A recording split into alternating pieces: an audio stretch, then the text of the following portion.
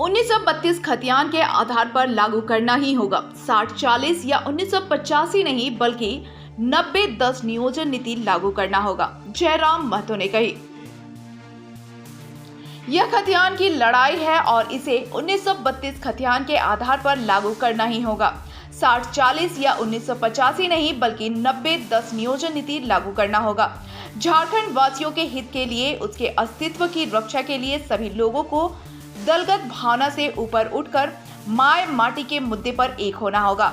1932 खतियान के लिए 60-40 नियोजन नीति को रद्द करने एवं निजी कंपनियों में 75% का आरक्षण तय करने के लिए एकजुट होना होगा। झारखंड सरकार को अपनी नीति स्पष्ट करते हुए अविलंब 1932 पर आधारित स्थानीय नीति लागू करनी होगी। उक्त बातें झारखंडी भाषा खतियान संघर्ष समिति के केंद्रीय अध्यक्ष जयराम महतो ने शनिवार को चंदनक्यारी में खतियानी महाजुटान को संबोधित करते हुए कहा कि इस नवनिर्माण की लड़ाई में सभी युवाओं को आगे आना होगा। यह निर्णायक लड़ाई है जो युवाओं के भविष्य और राज्य की दशा और दिशा तय करेगी। आज 23 वर्ष का झारखंड है, अपना हक और अधिकार को समझता है और लेना भी जानता है। नियोजन नीति आज तक नहीं बनी। झारखंड में नियोजन नीति, स्थानीय नीति, उद्योग नीति, विस्थापन नीति तय तक नहीं बनी, जिसके कारण अवसर का लाभ दूसरे प्रदेशों के लोग कर रहे हैं।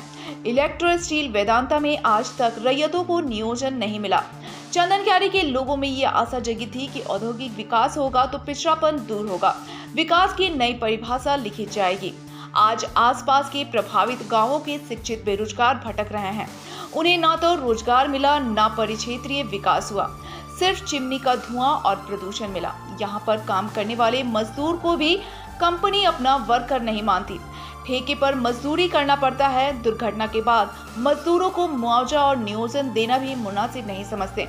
बात इलेक्ट्रो स्टील वेदांता की हो या बोकारो स्टील प्लांट की, नियोजन को लेकर लंबे समय से संघर्ष जारी है। बीसीसीएल में 64 मौजा के 84 गांव चला गया, लेकिन विस्थापितों की लड़ाई अब भी जारी है। पंचेत से चांडिल तक हजारों गांव डूब गए।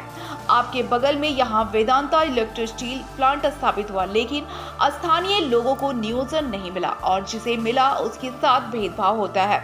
अब हमें जमीन के बदले नौकरी नहीं, हिस्सेदारी चाहिए। 100% रोजगार व नियोजन की गारंटी चाहिए। स्थानीय लोग केवल विस्थापन और पलायन का दंश झेल रहे हैं। जल, जंगल, जमीन, खनिज संपदा, नियोजन, रोजगार सब छीना जा रहा है। जमीन से जनप्रतिनिधि तक सब बाहरी लोगों का कब्जा हो रहा है। जल, जंगल, जमीन को लेकर रोजगार तक छीना जा रहा है। रोजगार की तलाश में लोग पड़ोसी राज्यों का रुख कर रहे हैं। अपने हक, अधिकार और अवसर से वंचित युवा अब सरकार से लड़ने के लिए बाध्य हैं। युवा अब जागा है, अपना अधिकार लेकर रहेंगे। नीति स्पष्ट होनी चाहिए। उन्होंने कहा कि राज्य सरकार को अपनी स्थानीय नीति स्पष्ट करनी चाहिए। हर राज्य की अपनी नीति और विशिष्ट पहचान होती है, अपनी भाषा, अपनी संस्कृति होती है, जिसे निर्धारण करने और उसके अनुपालन करने की पूरी छूट होती है। लेकिन झारखंड एक ऐसा प्रदेश है जहां देश के विभिन्न प्रांतों से आए लोगों को अवसर प्रदान करती है और अपने ही राज्य के मूल निवासी को दरकिनार कर देती है। यहाँ के युवा दूसरे स्टेट में पलायन के लिए मजबूर हैं। यहाँ बाहरी संस्कृति आज भी हावी है। ये लोग अपने राज्य और झारखंड दोनों स्टेट में समान रूप से अवसर का लाभ उठाते हैं। आप बिहार में, बंगाल में, उड़ीसा में झारखंडी भाषा को लागू नहीं कर सकते, लेकिन यहाँ तो दरवाजा खुला है। तर्क संविधान की दी जाती है। आज भी दक्षिण भारत के राज्यों में, पूर्वोत्तर भारत में हिंदी भाषा को नहीं अपनाया गया। क्या वो गैर संवैधानिक है? झारखंड बनने से पहले, बिहार बनने से पहले ही अंग्रेजों ने 1908 में CNT एक्ट के तहत इसे स्वशासित प्रदेश के रूप में चिन्हित किया था एवं कानूनी मान्यता प्राप्त की थी। आज महाराष्ट्र में रहने वाले को मराठी, बिहारियों को बिहारी, बंगाल में रहने वालों को बंगाली कहते हैं, तो फिर झारखंड में रहने वालों को क्या झारखंडी कहलाने का हक नहीं है? उन्होंने कहा कि अब गूंगा बहरा को नहीं बल्कि शिक्षित झारखंडी युवा को अपना सांसद व विधायक बनाएंगे। लोकसभा में जो 6 विधानसभाएं पड़ती हैं, उन 6 विधानसभाओं में सबसे पिछड़ा क्षेत्र चंदनक्यारी है।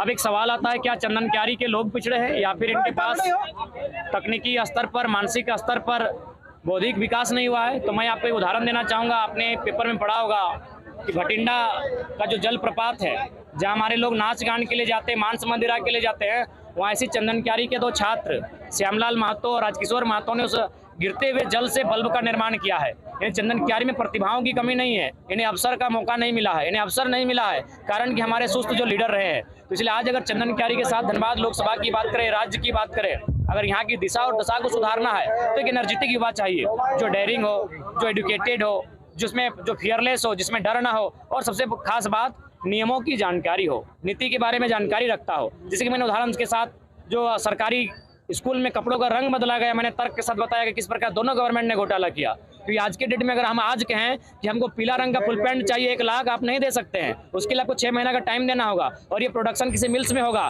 यानी उस मिल के साथ कंपनी के साथ गवर्नमेंट का सेटअप होता है, या फिर उस IAS का विभागीय IAS का सेटअप होता है, और फाइनली उनको 6 महीना का टाइम दिया जाता है, और जब उनकी तैयारी होती है तो फाइनली ये बताया जाता है कि हम अपने कपड़े का ड्रेस को चेंज करेंगे। धनबाद लोकसभा में वो चंदन की विधानसभा में प्रत्याशी कौन होंगे? देखिए अभी फिलहाल तय नहीं है, और चूंकि सबसे पहले हम लोग का लोकसभा प्रत्याशी तय होगा, और लोकसभा में हमारा जैसा रिजल्ट होगा, जो लोग जैसा मेहनत करेंगे उनके मेहनत के आधार पर हम लोग विधानसभा का प्रत्याशी तय करेंगे, और उसका एक मापदंड होगा। क्योंकि देखिए जब भगत सिंह ने 23 वर्ष की आयु में, अंग्रेजों से बड़ा पूंजीपति कौन था?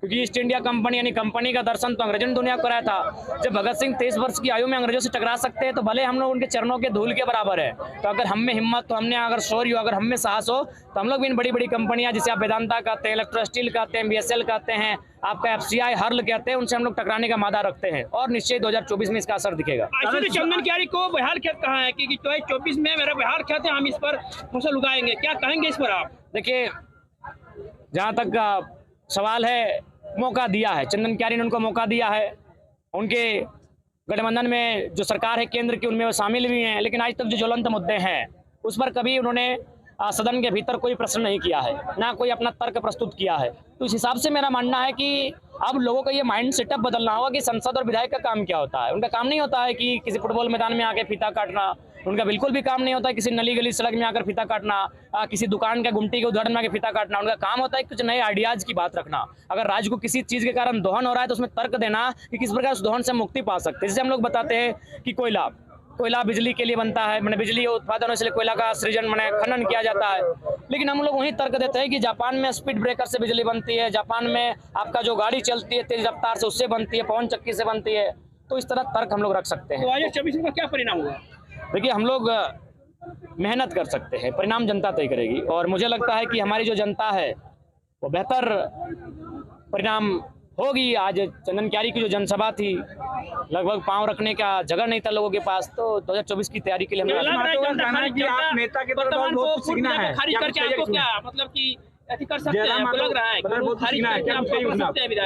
दोनों सवाल को उत्तर दे रहे हैं। बिल्कुल सही है कि टाइम लगेगा, क्यों नहीं लगेगा।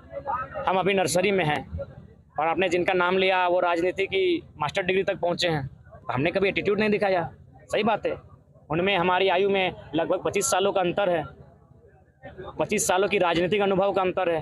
निश्चय ही हम लोग को सीखने में लगेगा, लेकिन इसका मतलब ये नहीं कि आप लोग के हाथों में जो लगातार आप इस राज्य को लूटने वालों लोगों के साथ गए, आप लोग कंपनी के साथ गए, आप कॉर्पोरेट्स के साथ गए, और ये बकायदा 2024 में खुलासा होगा। और आज राज्य का बच्चा जानता है कि धोनी के साथ किनकी पार्टनरशिप है, और मैंने बिग बाजार में किनकी पार्टनरशिप है, टाटा में किनकी पार्टनरशिप है। ये बिजनेसमैन है, जो भी नाम आप ले रहे हैं सारे के सारे बिजनेसमैन हैं, और इनको अगर राज्य से और भला होता तो इनका पावर है, अपने पावर का इस्तेमाल करते हैं। अभी तक इन्होंने कोई बात रखा ही नहीं मीडिया के सामने, कभी टाटा पर हमला नहीं बोला है, ना कभी जो फैक्ट्रियाँ हैं, कंपनियां हैं, क्योंकि सबको कहीं ना कहीं जो भी राजनीतिक दल है झारखंड में स्थापित है सबको चंदा जाता है। हम लोग इस मिथक को तोड़ेंगे। ये कॉर्पोरेट फंडिंग नहीं, क्राउड फंडिंग होगी, और बलियापुर में इसका उदाहरण आप देख चुके हैं। बाकी पदों का बंटवारा कब होगा? जेपी केसेस में देखिए पदों का बंटवारा हो चुका है, लेकिन चूंकि अभी हम लोग नया दल है, आपका पहला उत्तर हम देना चाहेंगे, उनका दूसरे में देना चाहेंगे। सही बात है, अभी थोड़ा सा हम लोग सीख रहे हैं, और लगभग मान के चलिए हम लोग 14 लोकसभा सीटें हैं, तो हम लोग कोशिश करेंगे कि आधे दर्जन से अधिक सीटों पर हमारा उम्मीदवार हो। और जब हम लोग का बेहतर रिजल्ट अगर लोकसभा में होता है, वोट भी अगर बेहतर आता है, तो विधानसभा में उसका एक बेहतर परिणाम होगा। आपने जो सवाल किया पद का, तो मैं कहना चाहूँगा कि हम लोग नए लड़के हैं, अभी हम लोग में थोड़ा स्वार्थ है, थोड़ी लोभ है, तो अगर हम उसको लीक आउट करते हैं, क्योंकि हमने लोगों ने देखा कि जरा मैं तो 1.5 साल से अड़िग है, ये बिक नहीं रहा, ये डिग नहीं रहा है, ये हठी है, जिद्दी है, तो जब हम लोग जिनको पद दिए हैं बाकायदा बांटा जा चुका है, लेकिन सोशल मीडिया में उनको अभी नहीं आने दिए हैं क्योंकि समय लगेगा। जब वो संघर्ष करेंगे, अपने आप को बिल्डअप कर लेंगे, अपनी माइंड को सेटअप कर लेंगे, तो बाकायदा वो मेरी तरह सोशल मीडिया में वो भी आ गए और मीडिया के सामने बाकायदा अपना घोषणा भी करेंगे। कोई पार्टी आपको यदि गठबंधन का ऑफर दिया जाए तो क्या स्वीकार कीजिए? नहीं, देखिए हम लोग फिलहाल इंडिपेंडेंट ही लड़ेंगे क्योंकि सभी पार्टी जो लोकसभा की बात करें तो सबने बारी बारी से चला है। अब तेलंगाना, तमिलनाडु, पश्चिम बंगाल के तर्ज पर हमें कट्टर सांसद चाहिए जो राज्य के हितार्थ की बात करे। दिल्ली में क्या होता है, दिल्ली ने क्या किया हमने देखा। दिल्ली को हमने बहुत कुछ दिया, हमारे हजारों गांव बर्बाद हो गए हैं। चांडिल डैम रहे, BSL रहे, कोणार्क डैम रहे, मैथन डैम रहे, पंचायत डैम रहे, या कोयला की खदानें रहे, FCI हर्ल रहे। हमारी हजारों गांव बर्बाद होकर हमने देश की उन्नति के लिए एक रास्ता दिया, लेकिन बदले में देश ने हमें क्या दिया? भुखमरी दिया, 12 लाख मजदूर का पलायन दिया, गरीबी दिया, बेबसी दिया, लाचारी दिया। सबसे खास बात असुरक्षा मिला हमें। असुरक्षा है। यहाँ हम लोग रात को अगर घर में सोते हैं तो सुबह पता चलता है कि हमारी जमीन CO के माध्यम से चिट्ठी आ चुका है कि यहाँ कंपनी स्थापित होगी। हम सुरक्षित नहीं है। केंद्र राजनीतिक के परिप्रेक्ष्य में जो क्षेत्रीय मुद्दे हैं उसको गौण किया जा रहा है, क्या कहना चाहिए? इसीलिए हम लोग केंद्र में जाना चाहते हैं ना। तो क्षेत्रीय मुद्दे उनको गौण किया जाता है, नेशनल मीडिया कवरेज नहीं मिल पाता, यहाँ प्रेम कहानी को कवरेज मिलता है और यहाँ हमारे KGF बन जाता है। अगर झारखंड की दशा पर कोई मैंने जरा से भी दृष्टि डाले तो हमको लगता है यहाँ दर्जनों KGF बनेगा। इतना अन्याय झारखंड के साथ। अच्छा, झारखंड में देखा है कि जयराम मातो टायर जलाकर के नेता नहीं बन सकते। देखिए सही बात कहा है, टायर जलाकर कोई नेता थोड़ी बनता है। हम लोग शिक्षा की जोत जलाकर बने हैं, संविधान की जानकारी लेकर बने हैं, अपना स्टेमिना बढ़ाकर, अपना संघर्ष बढ़ाकर बने हैं, यहाँ तक आए हैं। टायर जलाकर नहीं है। सही बात उन्होंने